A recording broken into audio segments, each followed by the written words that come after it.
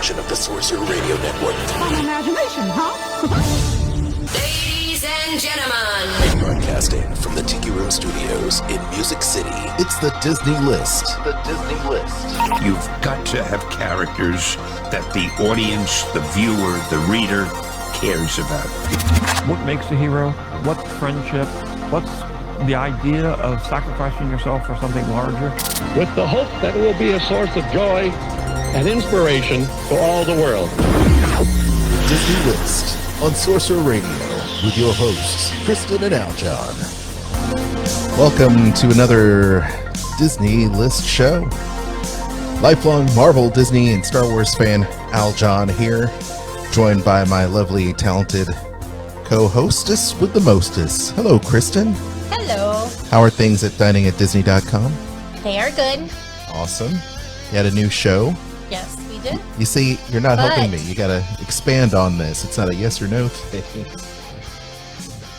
Yes, we actually had to come and use your space to do the show this week because, I don't know, the PC was just being a little weird, so. Yeah, well, did you enjoy writing the master control here for your show? No, I like my space downstairs with windows. I like your space too. It's nice. There's no windows in this office. Yeah, but it's way bigger than mine.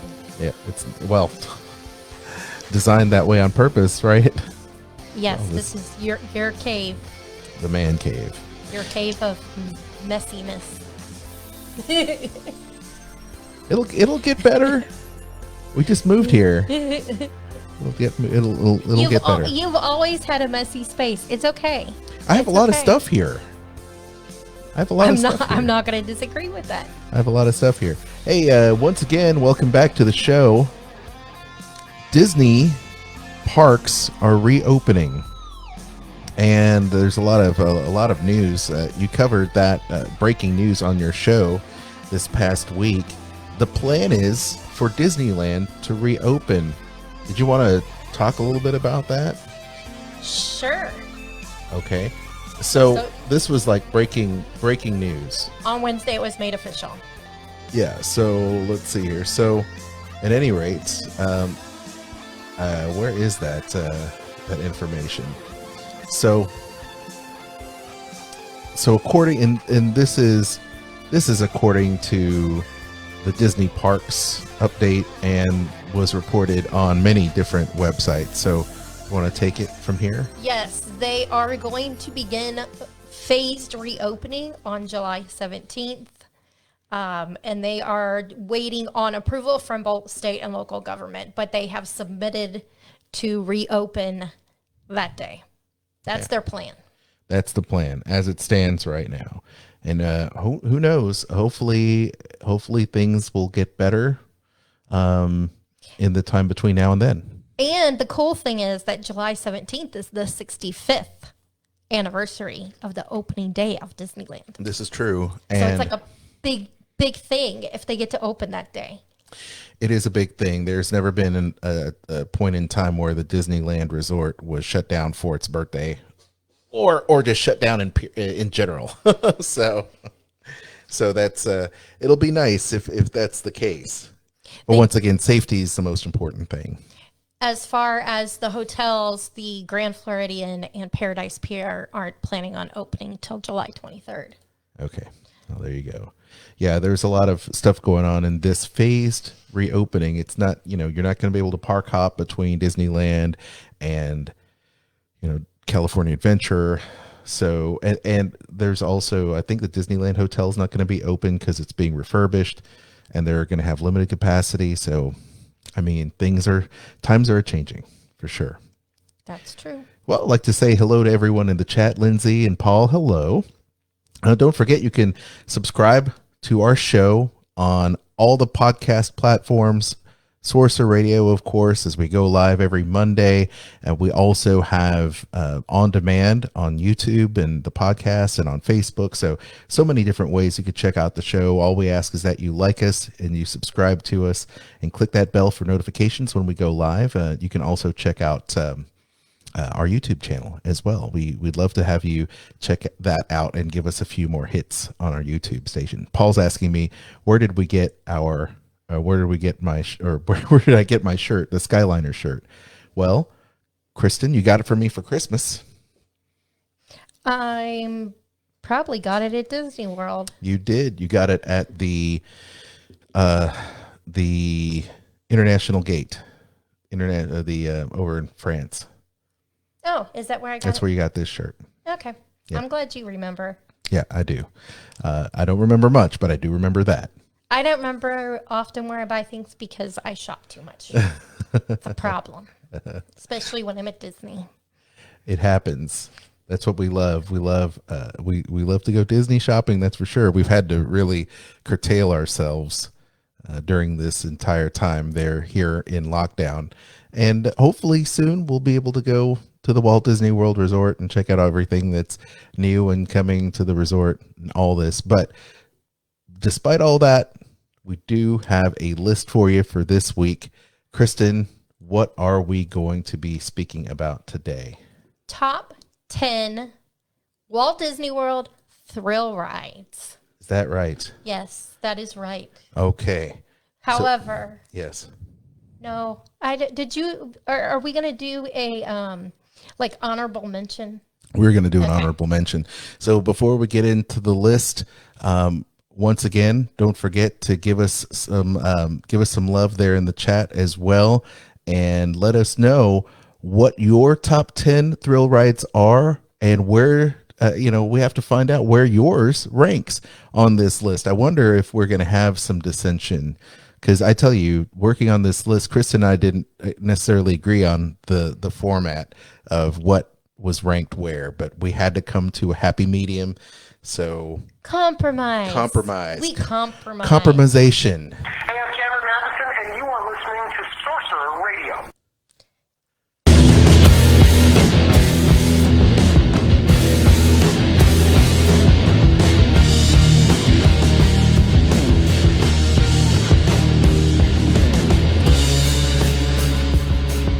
A rock track from Unusual Habit. It's called Unusual Habit by Silent Partner. That's really rocking. It's really rocking. We're going to have some music from DJ Sorcy here later on in the show. But let us talk a little bit about our, I guess you could say, runner-up. Would you say it's a runner-up? It was an honorable mention of sorts? Yeah. Okay. So what attraction is it exactly? It is going to be the Millennium Falcon. Okay. I'm trying to call up some videos here. And, This is the thing. This is one of the things that made it difficult for us is, what do you consider to be thrilling? If it's not really moving per se, but gives you the impression that it's moving, is that thrilling or not? You know? No. Wait, my friends. I'm afraid we have picked up a hitchhiker. Off on. Scan the exterior of the Falcon for life forms. You see, this happens sometimes when you travel through uncharted regions of the galaxy as much as I do. It is not unusual to find a stray species or two clinging to the hull. We are having some audio difficulty here today, and I'm loving it. So, yes. I think the computer is confused because you have so many windows open on from videos. I have a crappy computer, y'all. That's what it boils down to. Okay. But we do have this motion simulator, and everyone, once again, is assigned a role. You're either an engineer or you're a gunner or pilot. I have piloted this, and it was very exhilarating. Found out that flying the Falcon's probably not my strong point. Leave me to shoot the guns instead. I see. Maybe it's more thrilling if you're a pilot, but I've only been the gunner and engineer, and to me, it's just pushing a button. not very exciting. It is nice though, I have to I mean, say. yeah, it's nice, it's fun, but it's not exciting. Okay.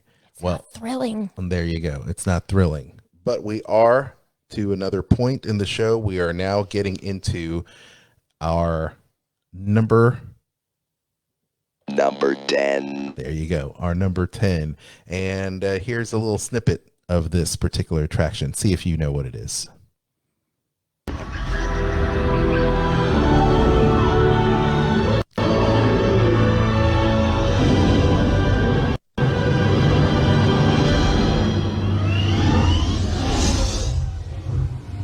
How does that sound for you? Does it sound all right? Does that ending sound familiar to you at all? I don't know that I would guess what it was just from that. All right. You see, I could have played a little bit of the pre-show, but that would have given it away. It is Avatar Flight of Passage. And much like Millennium Falcon Smuggler Run, this is also a simulator. So it's funny because we have people actually talking about how exhilarating this ride is and how thrilling it is. And yes, it is thrilling, but you were looking for something that had a more visceral experience in terms of an actual physical interaction with the environment and you, right? Yes.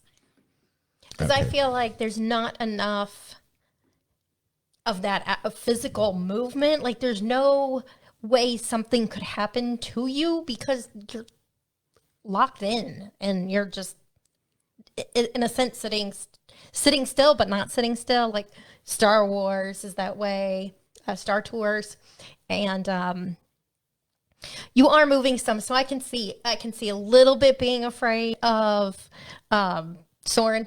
Mm-hmm. But I for me to be thrilled, I need something where it's actually physically moving. Right. For me to feel thrilled by it. Well, there are warnings for this attraction. These warning cards are very similar to what they issue on Mission Space, talking about fear of heights, motion sickness, the seating restraints.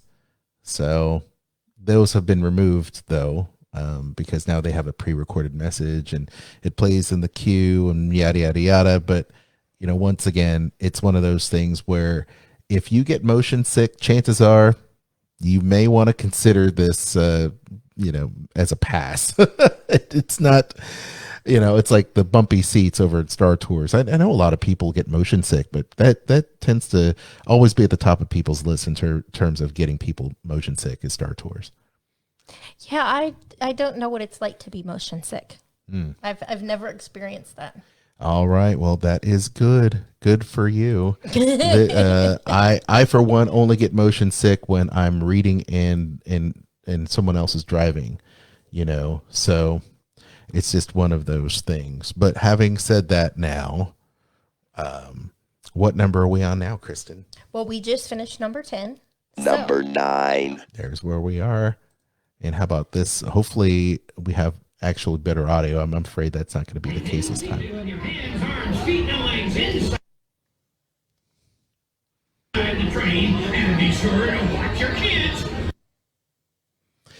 This is not going well. If any of you folks are wearing hats or glasses. All right. This here's the wildest ride. Okay. It's the wildest ride in the wilderness. Okay.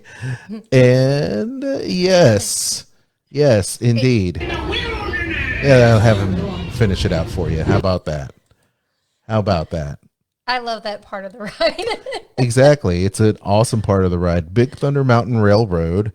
It was mild thrills, I shall say. Mild thrills. It opened in September of 1979. Can you believe that? Can you believe it? It's crazy. I was 2. No, 79, I was 4. There you go. And this was actually designed by Imagineer Tony Baxter and design engineer Bill Watkins. And it really was, it initially became part of the Western River Expedition attraction where they were going to have in the Magic Kingdom, looking like a plateau and many other mountains and mine trains and things like that. But they ended up putting it on pause until they finished Pirates of the Caribbean. So really cool attraction, though. I think that one of the coolest things about it is the fact that it's so well themed when you go into the attraction that you can, if you feel like reaching out and touching a cavern wall or a stalagmite or stalactite or whatever, that you would actually touch it. Don't do that. Don't do it, of course, because you Don't need to do keep it. all your, arms, feet, and legs inside the ride vehicle at all times. But it's really immersive, and I really like it. And it's nice, though. I mean, it does have some bumps and everything, but this is more of the milder side of the wildest ride. But wouldn't it be nice if it was more like Rock and Roller Coaster? Ooh. That'd be crazy, wouldn't it? I have to say that for an outdoor coaster, this may be the best themed one. No, ever. No. For an outdoor coaster, that would go to something else later on in this list for me. In terms I of don't theming. know. We'll discuss when we get to that. But I think the theming for this is spot on, and Disneyland actually has the better version. So I am hoping the one change that they made and added to them, that we get that at Walt Disney World some point. Okay. Well, nice. Funny. Did I think I forgot. You got I forgot one. Yeah, you did. It's okay. I forgot one. You reversed them. I reversed them. So having said that, I'm trying to. Okay, so now everything's messed up here. I'm just having the time of my life. Number 8. Okay, so number 8. Let's talk about this. I thought that maybe this would rank a little bit lower, but you absolutely love this ride, do you not? I do. It's so cute. And the best part is that big drop. We're getting there. See if our listeners can know where we're at. Just from the sounds of it. I think as you go up the attraction, everything was nice leading up to this giant hill. But that anticipation of that drop, because you can see you could see your doom right in front of you.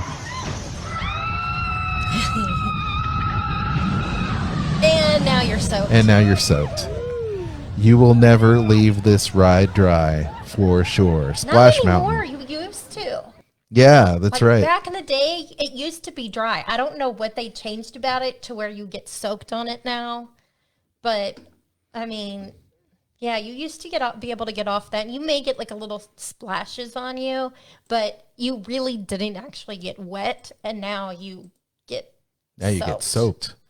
It's crazy, but it is a favorite ride. But I will say that on a hot day, and if I'm going to be walking around and doing park hopping and all that, I will probably not ride this ride because I'm going to get soaked and I'm probably going to feel miserable at the end of the day.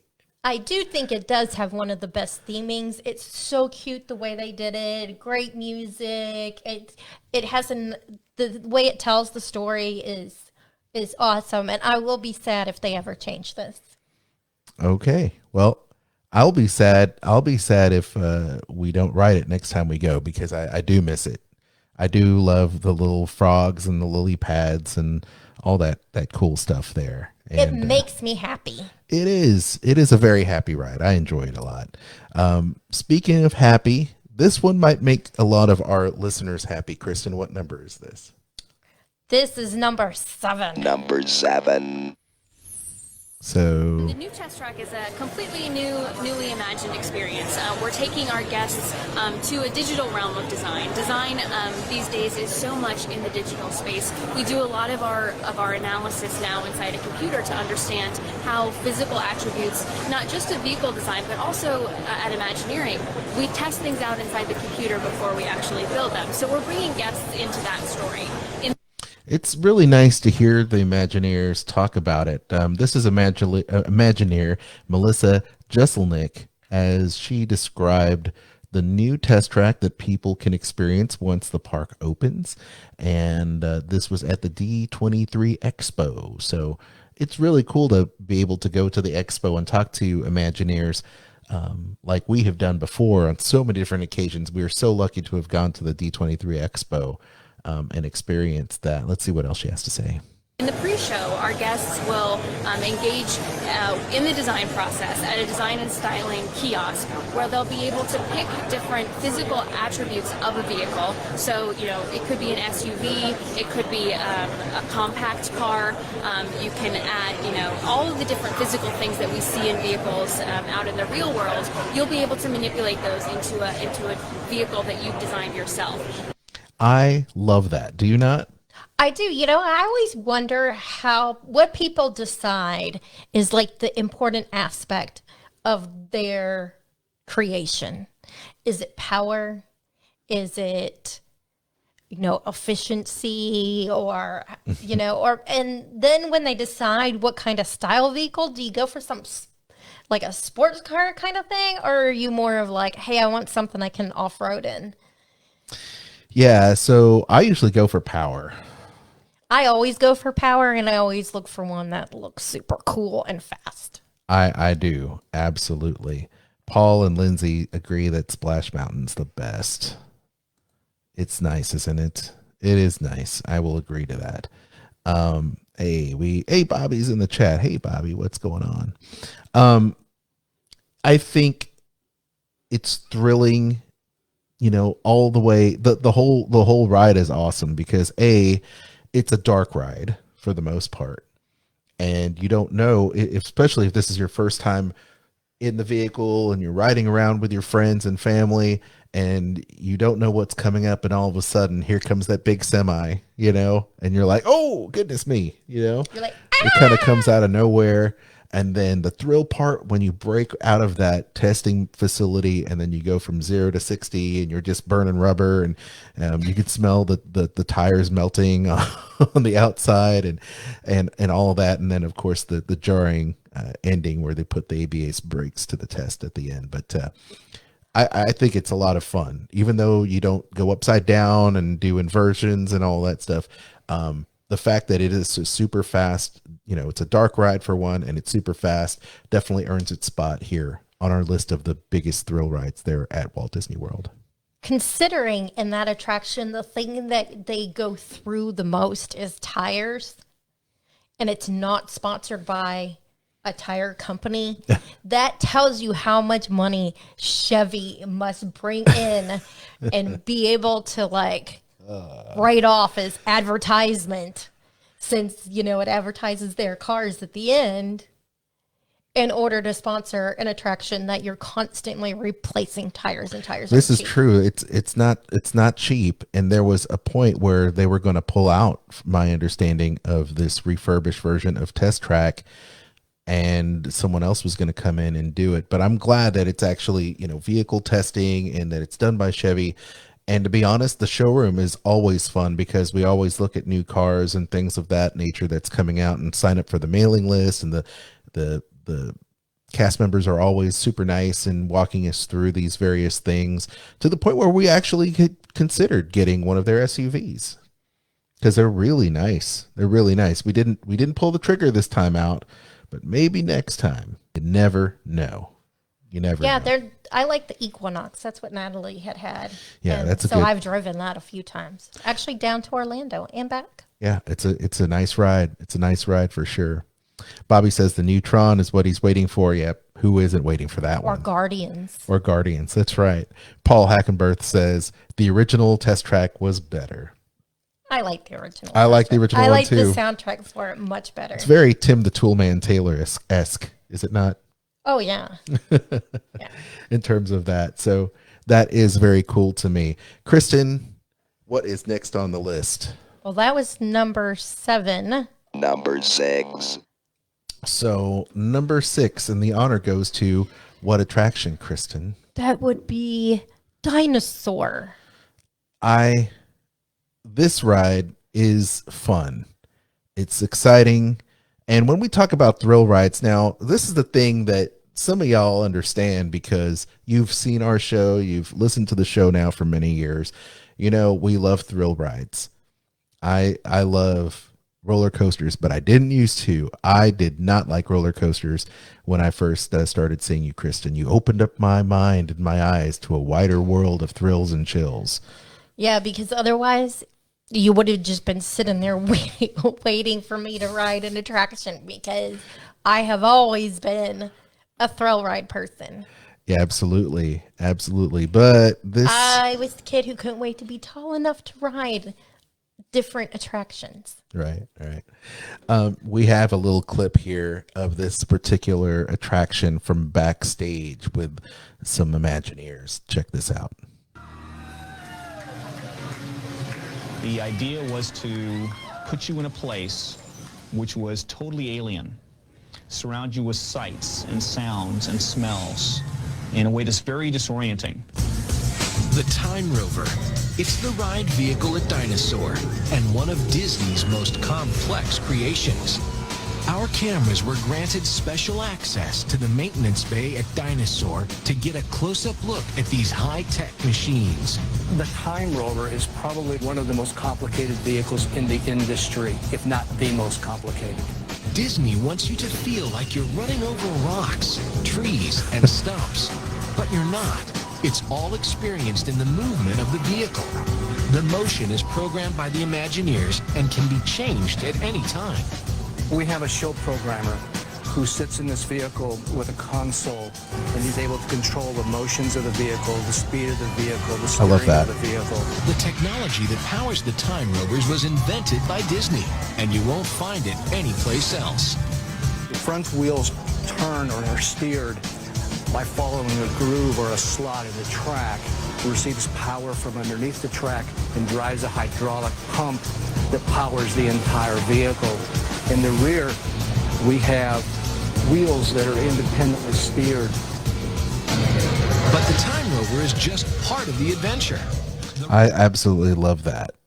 I love the fact that, once again, Disney Imagineers are pushing the boundaries of what they can do with attraction vehicles, and there is nothing like it. I absolutely love this attraction vehicle. I love it from, the Indiana Jones over there at Disneyland. It's just a lot of fun. Absolutely love it. It's one of my favorites.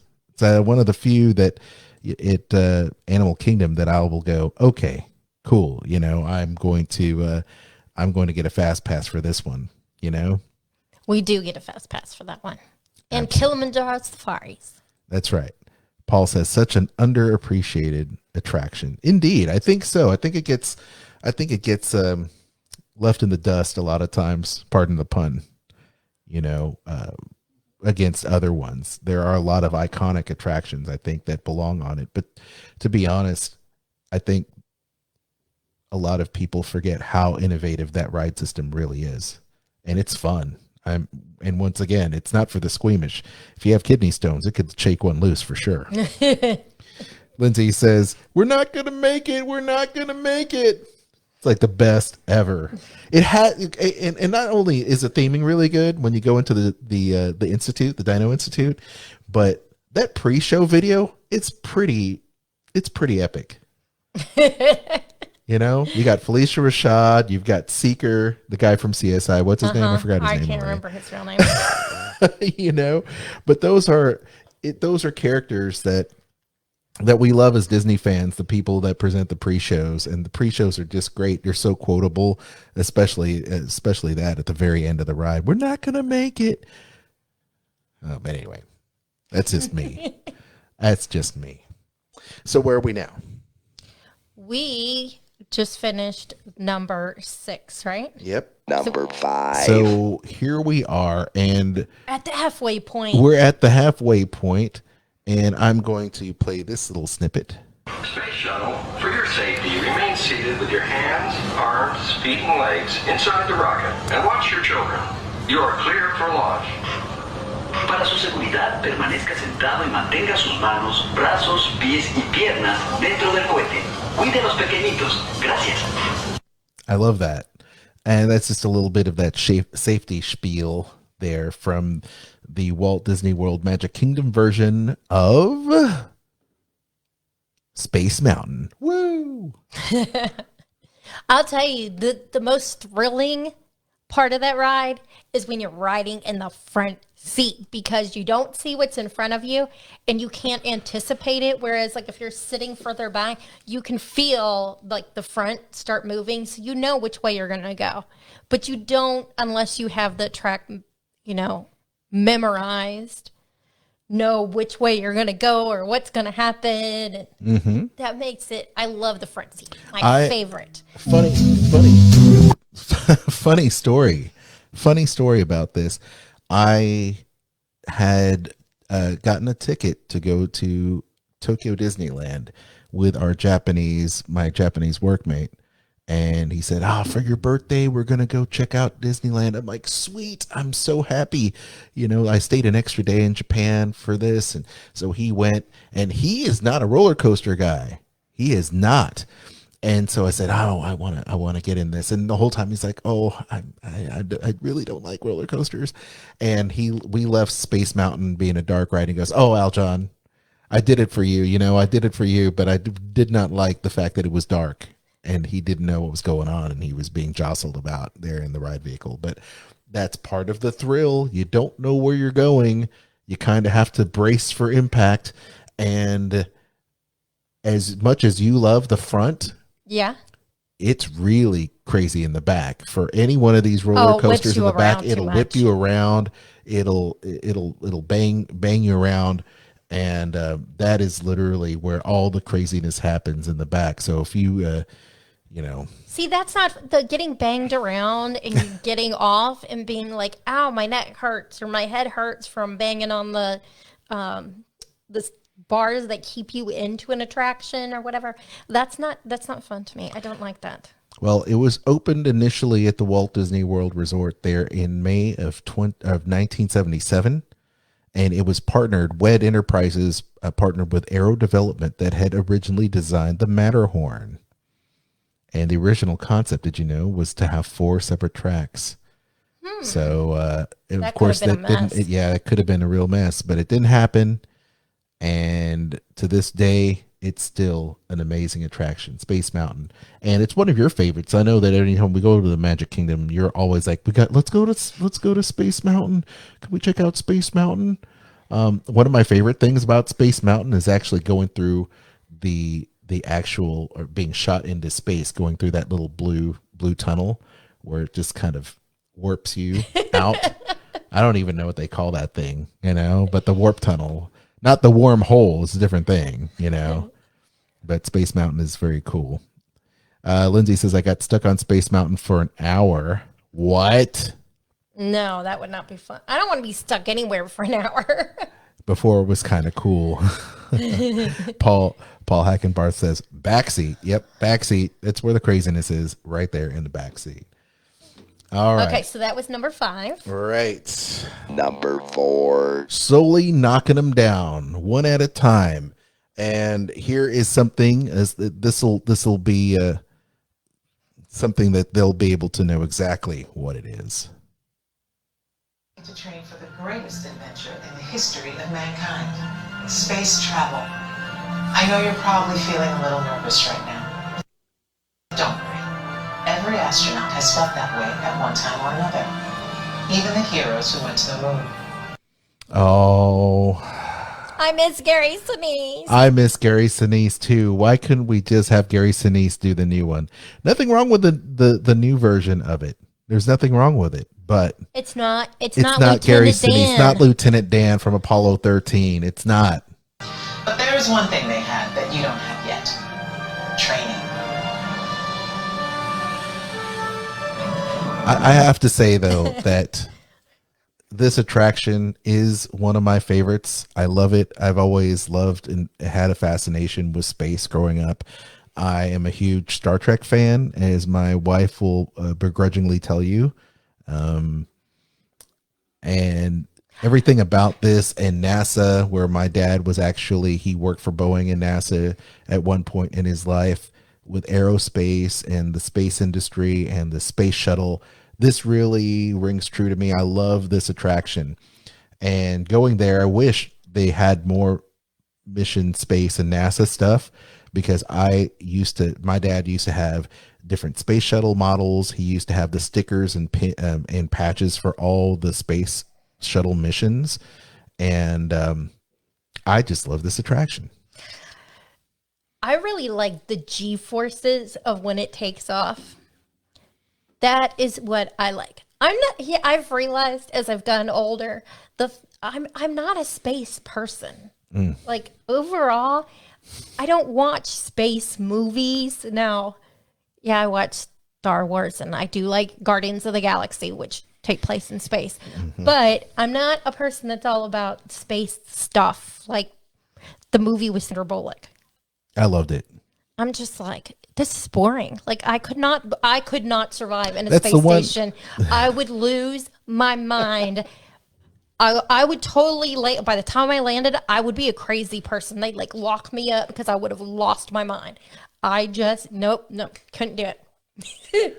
That's the one thing that you and I Don't like. We love a lot of things. We love Disney, Marvel, Star Wars. You do like Star Wars. You do tolerate Star Trek. You have watched Star Trek with me before. You love Picard. You love Data. You love Voyager. And 7 of 9. I don't know that I'd say I love Voyager. You like it, but you like Next Generation. You like Next Generation. Yeah, but I like the actors in it, so that makes a big difference. Oh, they're the best, right? But the fact that you don't like watching space and sci-fi movies, that still hurts me. It still hurts. Okay, so how much that hurts you? It hurts me more that you are not see, I'm a seas person. I like the water. Okay. You're all about space. I love water, and you don't even like to go into a pool. There you go. And I could live on an ocean. And there you go. I don't mean like literally on the water. I mean like a beachfront house. That's what I mean when I say on I don't water. mind a beachfront house. No, but see, you would have to learn how to snorkel. There we go. Scuba, there we go. Here it is. That would totally Here we go. Here we go. I could be a beach bum. Oh, I love the fact that our listeners and our viewers, they absolutely love the fact that we're a married couple. We are the first married couple of the Disney podcast realm. Remember that. And we always give you a sneak behind the scenes of our married life, so that whether you like it or not. Well, I think we're going on 17 years. So 17 years. So yeah. My question to our audience is, okay, Lindsay says it's kind of fun going on Mission Space Tipsy, LOL. Oh my. See, that'd be fun. It wouldn't bother me. Well, if you're not motion sick, otherwise they could be calling for an emergency spill cleanup there in the fuselage, and that would not be good, especially when you're in a centrifugal force simulator. And that is one thing I was worried about the first time Connor rode that attraction, because Natalie doesn't do the intense sign. She does the mild version. Yes. I won't do the mild version. I've done it once, and it is just beyond boring to me. Yeah. So nope. Connor was sitting next to me, and I'm sitting there thinking, okay, there's a little bag there. A little barf and bag. I'm thinking, please don't freak out. Please don't freak out. And it goes, and it takes off, and he goes, and I was like, you okay? He goes, that's the most awesome. I was like, okay, that could have just been really bad. Yeah, you would have been like, I got to get the sick bag. I got to get the sick bag. Where's the sick bag? No, that is actually more terrifying than anything that I know of. You know, you look at these, if you go on YouTube, you'll go down a whole list of just what happens. You know, Kristen and I we love thrills and, you know, all these really cool things. There are some rides that I'm just like, oh my goodness. The top of Stratosphere in Las Vegas. I don't know if I can go on there, even though I had gone to Las Vegas every year, and I had been invited to do that, but I was like, I don't know. I don't know if I really feel like it right now. Okay, so I will do almost any attraction once. That is the only one of anything I've ever seen online. Because I've watched the crazy coasters they have in other countries too, like in Germany and Japan and stuff. And some of those are insane attractions that most people would just not in our country consider ever putting their foot on it. Mm-hmm. But the stratosphere thing, I would have to have a lot to drink in order to do that, because being that high up, it's not the attraction I'm afraid of. It's the actually being that high off the ground. Yeah. There's no water underneath. No, I get, I'm getting tingly just thinking about, that, because it's almost like you're skydiving, You're talking about that, right? Yeah. Yeah. This is not the roller coaster that oh, goes anything, off the what? roof. No. That's what I was thinking we were talking about. Okay. Yeah. Because they have two different things you can do at Stratosphere. Okay. Well, either thing, anything that's high up, like there's no coaster in the world that is built starting on the ground that is too high for me. That is at the top of a hotel and goes off the side of the building. I would be shaking. You could get me on it. I'm shaking just talking about it. And yeah.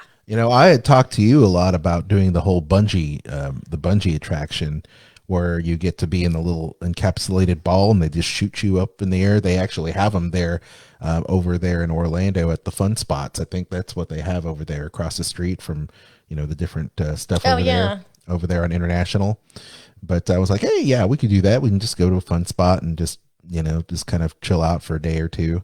And I don't know. But the Stratosphere, that's terrifying. Absolutely terrifying. You and I have, though, done a lot of different thrill rides at other parks. And I know we're getting off topic here, almost halfway through the show. But yeah, Disney is just more of a family attraction kind of thing. If you want more thrills, check out Universal. Well, both of them are very much about theming. To me, if you're looking really for thrills, you need to go to Cedar Point. Oh, absolutely, you do. You're going to the wrong kind of park. You don't need a theme park. You need an amusement park. And see, I grew up in Ohio, so I grew up with amusement parks. I was a teenager before I experienced what a theme park was. Exactly. So. Scott Garcia, I don't believe he knew. Yeah, he says, what? They took out Gary Sinise? Yeah, man. It's been a few years. I think 2016, 2017, they excised Mr. Sinise in when they refurbished the ride and put all those HD video segments in there. So Lindsay says she loves the thrill. She'll go on just about anything. So just like me. How about that? That is good. We're nearing our top 3, y'all. And having said that, this was a really difficult one to, I guess, process and put in to the top 3. This one, I think, probably deserves where it is on the list. Would you say, Kristen? Number 3. Yes, I would say so. Okay. Some people may differ. And this is the one you're thinking of having better theming. I do. I believe this probably has, of all 3 that we have in the top 3, this has the best theming and pretty darn good thrills in my estimation. It is. I still think Big Thunder has better theming, but that's me. Expedition Everest, Legend of the Forbidden Mountain. And here we have an interview as part of the Imagineer-led tour from Limited Time Magic. We have from 2013. We've got an audio clip of an Imagineer talking to us about Expedition Everest. Let me get this queued up here. So that needed to have a really large mountain to hide it. In the past on Disney mountains, we used to build a... I just want to get it so that we don't have any interruptions here. Then build a box on top of that, and then build the rock work on top of that. But that was a really awkward way to get a rockscape. So when we built Everest, we used an integrated plan and a lot of computer technology at the time to make sure that all the steel would integrate and share some of the support. The only exception to that, and is that a roller coaster can never ever touch rockwork because a roller coaster is full of vibration and it'll destroy the rockwork. So in some places on the mountain, the distance between the ride steel and the rockwork is about that thick. So it was an incredible Like 6 feat inches. of technology and actually 4D planning because the pieces had to go in very specifically in order. This is the overlook. This is our first. So that is an interesting note there from Imagineer and from an Imagineer. I'm sorry, I don't have the name of that Imagineer, but I mean, because of the intricate way the ride was assembled, also had led to the fact that the most expensive audio animatronic ever created is broken and has not been fixed yet. And according to Joe Rohde, a couple years ago at the D23, or last year, in fact, was it 20? That's when we went, right? Last year? Yes. The D23. He was asked that same question at an Imagineering panel that we attended. And he says, I do intend to fix it one day. I do intend to fix it one day. And I'm like, until then, it will be Disco Yeti. it'll continue to be Disco Yeti. There, Expedition Everest, Legend of the Forbidden Mountain. That attraction. Take a wild guess at how much it costs. Take a wild guess. I'm going to say $250 million. Close. Okay. Not really that close. It's actually $100 million for 6 years of planning and building. It held the record for most expensive attraction until Hagrid's Magical Creatures motorbike invention opened, that topped it at $300 million. Wow. Whoa. Yeah, I know, right? That's a big difference in price between those two. Well, there's also a big difference in time. That is also why Wizarding World is so amazing. Well, yes, this is true, but they it spent also the money on the thing. well, they spent a lot of money on the thing, but once again, you know, with Hagrid's, it opened last year, and the original opening date of this was January of 2006. So there was quite a difference. That's true. We haven't been on that one. Yeah, there's been quite a difference in it. But once again, this ride to me, theming is amazing, thrills very, very good. For Disney, I would say this is an 8 out of 10 in terms of thrill ride. Like, yes, I feel good about it. And it was more thrilling when it first opened, when you and I got married and they opened this attraction. Now, we got married in 2003. This attraction went live in 2006, and we visited it within its first year of operation. Yes, because in 2006 is when we went back again to Disney World. Yeah, absolutely. And this attraction, was nerfed after we had I don't remember when they altered that, though. Yeah, it was literally like less than 9 months in, if I'm not mistaken. But they had changed a few things, most notably the amount of time that it took when you hit the Lone Eagle Canyon portion, where the little eagle, and then it was short. It was actually lengthened. It was actually shortened in the very beginning, so that it didn't give your body's equilibrium a chance to catch up with itself. And then when it rolled backwards into that reverse invert, it's an inversion, right? When you go backwards, and then they put you in an inversion, or something like that, like. It made people literally yak on the way out. See, it didn't bother me. To me, it was so awesome because you was stop cool. and you go back, and I was like, "Yes, this is awesome." It was cool, but once again, after 9 months, they had made the pause a lot longer, and then subsequently they would remove the eagles, and I thought that sucked. Like the eagle portion of the eagle was kind of cool, but they're like, oh yeah, you can still see the stick holding the eagle. I'm like, of course you can still see the stick holding the eagle. just the thing that just the things that people complain about. I just don't get it, but whatever. They nerfed it, they fixed it, and now it's not as jarring, and people don't get sick quite as much on the attraction, but it is thrilling, super themed. And another great thing about this ride, single rider line. Yes, we That'll always get you do the through. single rider line will get you. You don't waste a fast pass on it unless you really have, unless you have little ones with little you ones. and you want to ride, or this is like a once in a lifetime kind of trip for you, then you need to do it as a family. But if you're going to go back regularly, it's worth. You're only apart for like the 5 minutes, so. And even the single rider line, there's some theming, which is nice because typically single rider lines are like, let's cut straight to the point and let's not have any storytelling. But very good. Anyway, Expedition Everest. Now, 2 more are going to be duking out for supremacy of the top spot.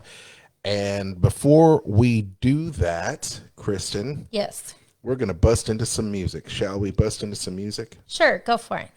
Okay, let us bust into some music, and we will be right back with more of our most thrill ride adventurous attractions of the Walt Disney World Resort. We invite you, if you dare, to step aboard because in tonight's episode, you are the star. I'm Mark Silverman, and you're listening to Sorcerer Radio. And this elevator travels directly to the Twilight Zone. How high is that? Who's that? Why do you think? What's a book? Could that be? Why are you talking to me? Oh, yes. Oh, yes. Oh, yes. Oh, yes. No. Oh, yes. Oh, yes. Oh, yes. Oh, yes. Why are you talking to me?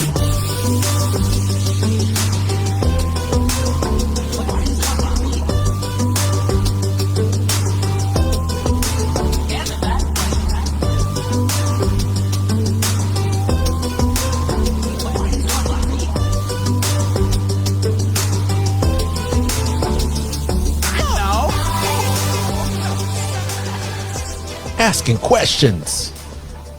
Your boy Forky. I don't know. I don't know. Forky. There it I is. have watched all of those with the kids, and every time I laugh at that intro, I don't know, it makes me laugh, it makes me happy, and all my coworkers.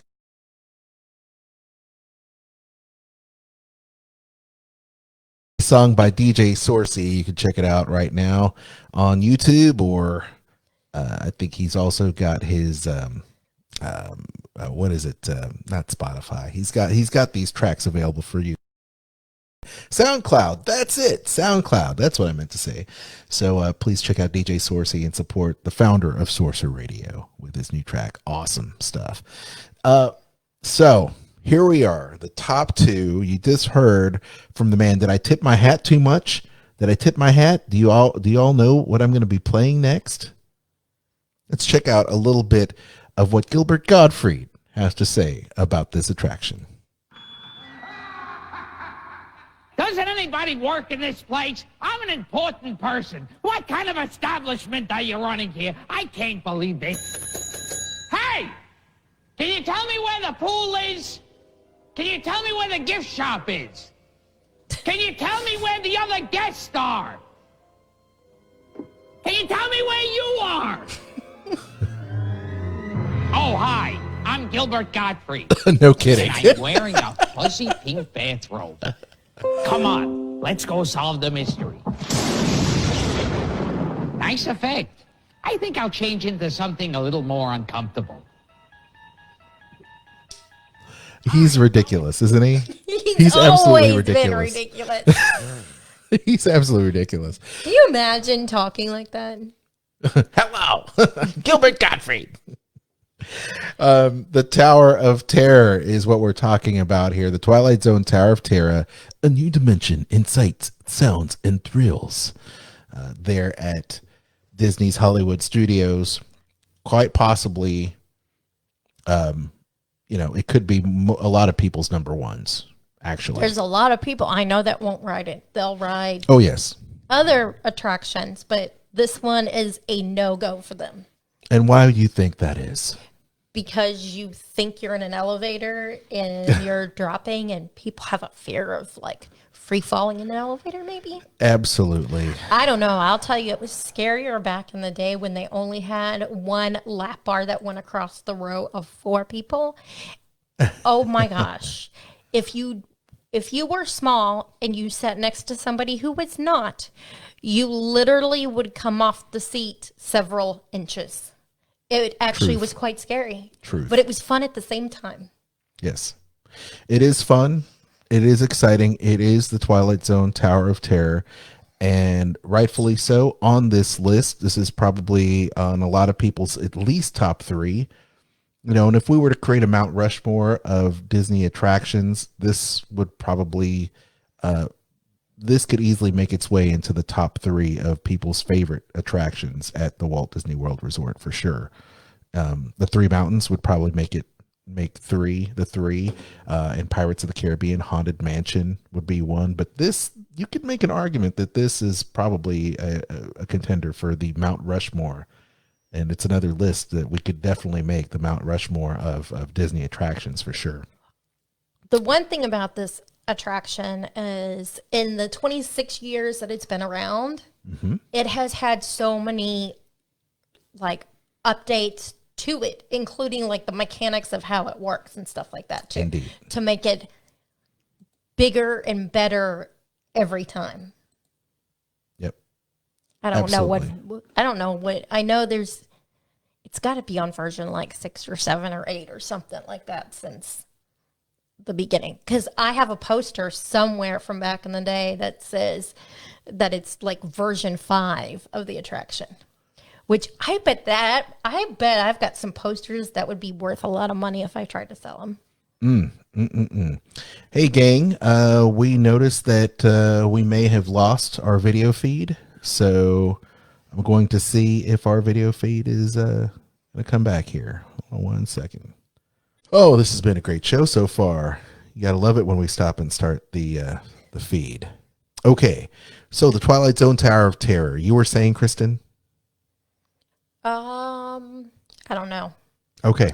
I don't know. The number of versions there have been. That there's been many versions, and that I know I've got a poster that has it that mentions Tower of Terror number 5 or whatever. Yes. So at any rate, this particular attraction, as Kristen alluded to, so many different versions around.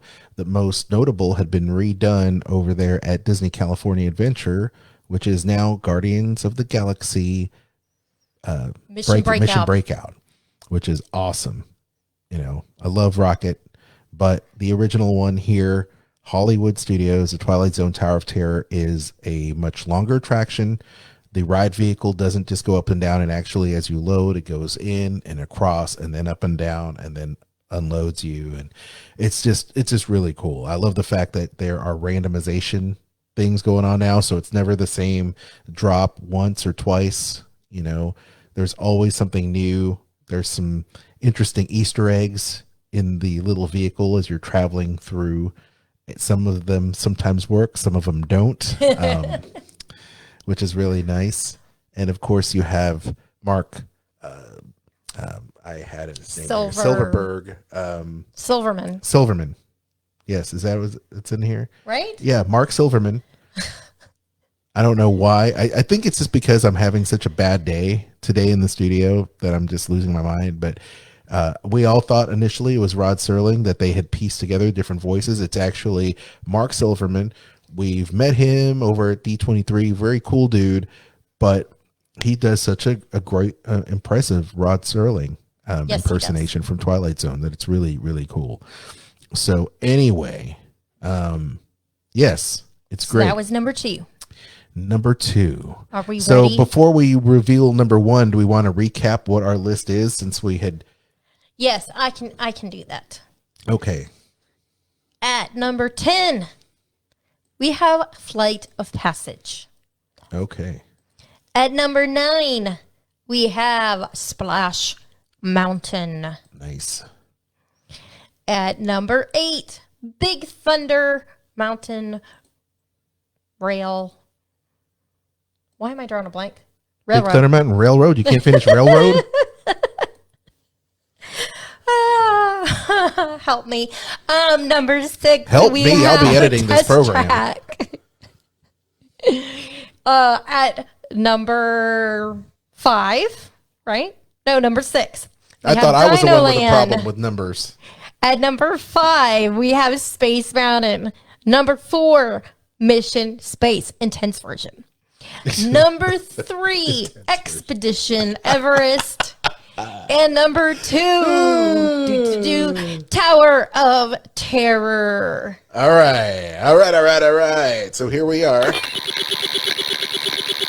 Number 1. Yes. Hey, don't mind us. We'll be finished in just a minute. Hey, What? What's a hey? What are you guys still doing here? You're supposed to be at a show. I'm working. Now. I'd like to introduce our lovely manager. Yeah, she's usually not like this, folks. Yeah, she's usually worse. I heard that. Where is my limo? Good. Okay, come on, guys. Please, get in the car. Sorry, folks. We gotta go. Make sure Come to on. lower this. Chris, can you grab my black Les Paul? Hey, wait a minute. We can't leave these people here like this. We can't? No. Come on, you know how we feel about our fans. Yeah, that's right. Well, guys, what do you expect me to do? Send them all with you? Yeah. Hey, wait a minute. I love that idea. How about some backstage passes? Yeah. Come on. Yeah, come on. Make it happen. Give me some. Okay, I'll make it happen. Now get out of here. I hate all of you. Hi, Sal, it's me. Listen, I'm going to need a bigger I car. love that. I love it. Make it a stretch. Make it a super stretch. Make it a super stretch. You forgot the in fact. I know. Well, I was waiting for the music to come back up, and I don't want to get pinged because Geffen Records is going to slap me on the wrist for copyright. So don't do it.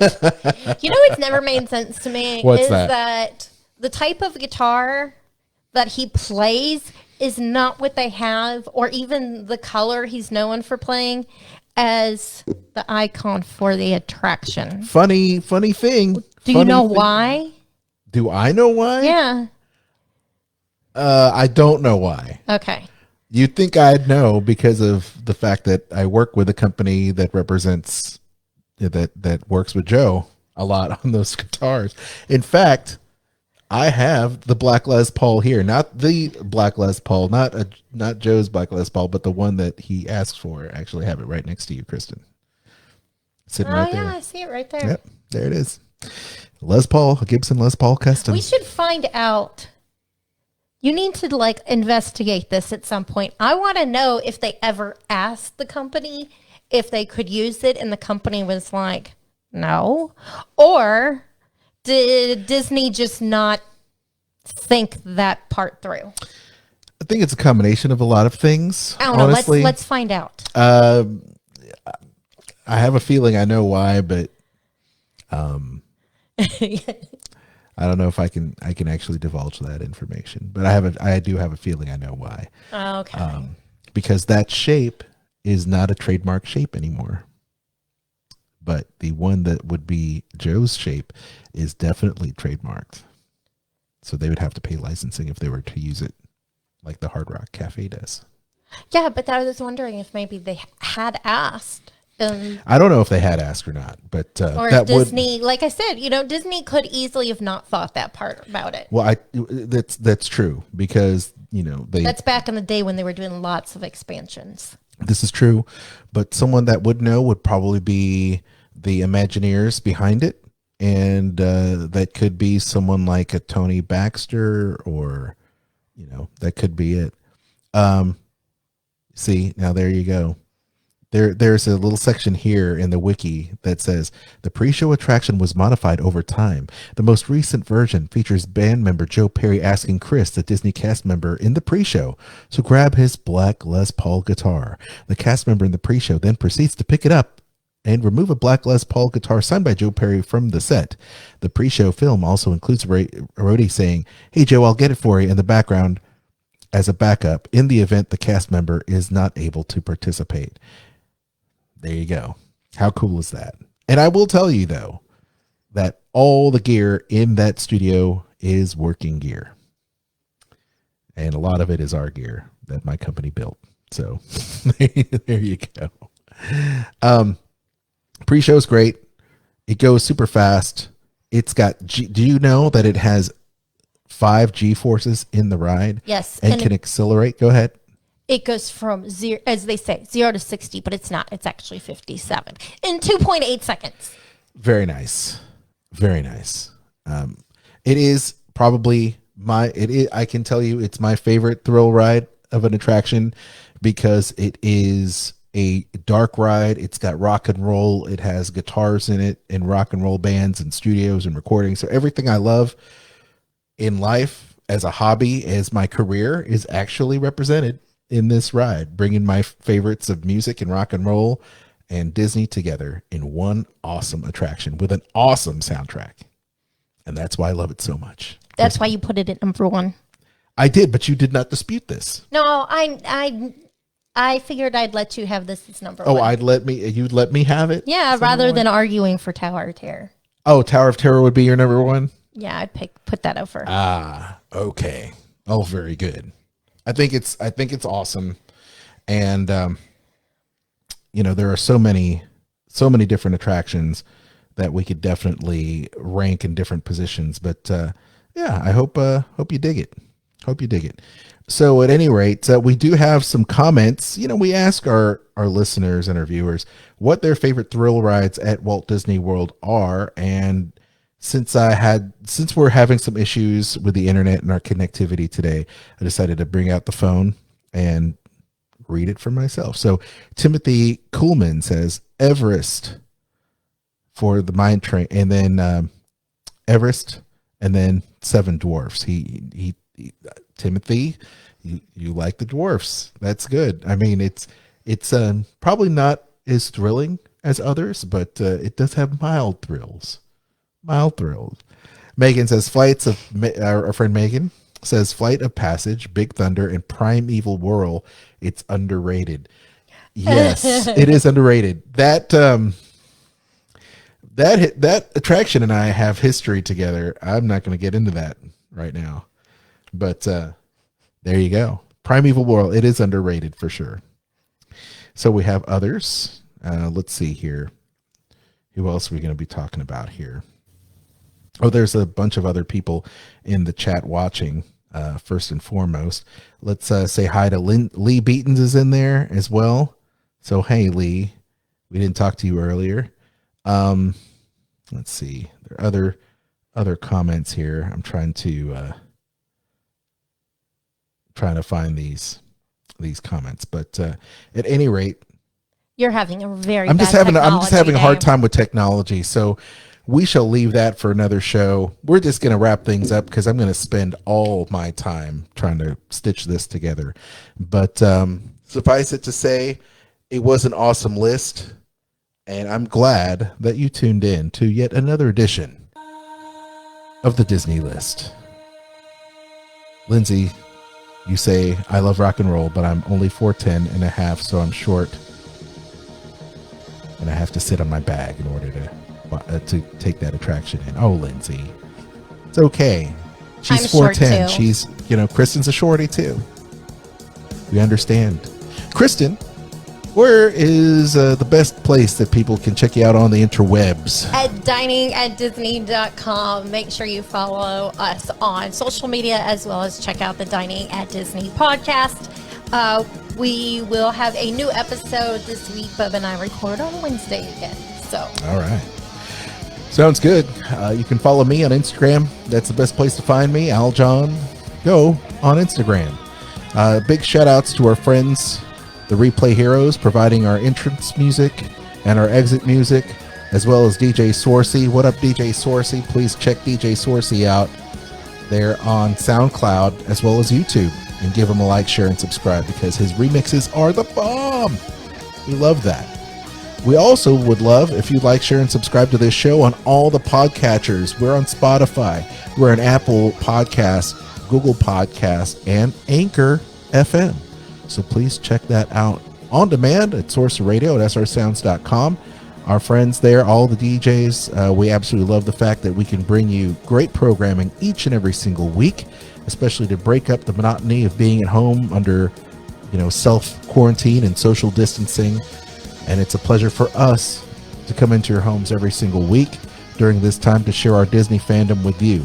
Much love. Be safe out there. Kristen, you also want to give a shout out to our friends? Yes, on Anchor, if they want to donate, they can do that as well. And they can be a top fan like Lindsay. That's right. So do that.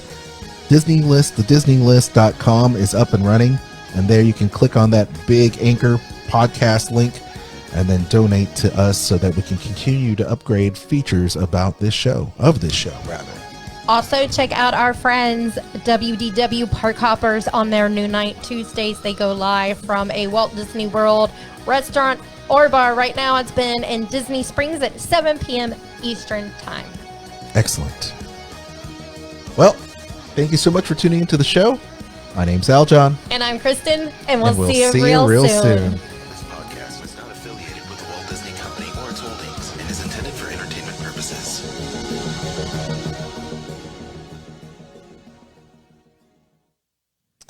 All right, that's been a wrap. Thank you guys so much. We'll see you next week. Don't forget to leave us comments about this show and your favorite Disney thrill rides, and we'll hopefully get to them on next week's show. Okay. And on behalf of all the fathers and future fathers out there, hope you have a great Father's Day weekend for next week. Father's Day week. Enjoy the whole week. Why don't you? Right? It's Father's Day this weekend, right? This coming weekend. This yes, coming weekend. In a week. Okay. In a week. In a week. So, I don't know if we're going to come to them a little bit early next week and maybe do a Saturday show, but that wouldn't be a bad idea. Not a bad idea, gang. All right. So be checking us out, okay? Drink Corona. Don't spread it.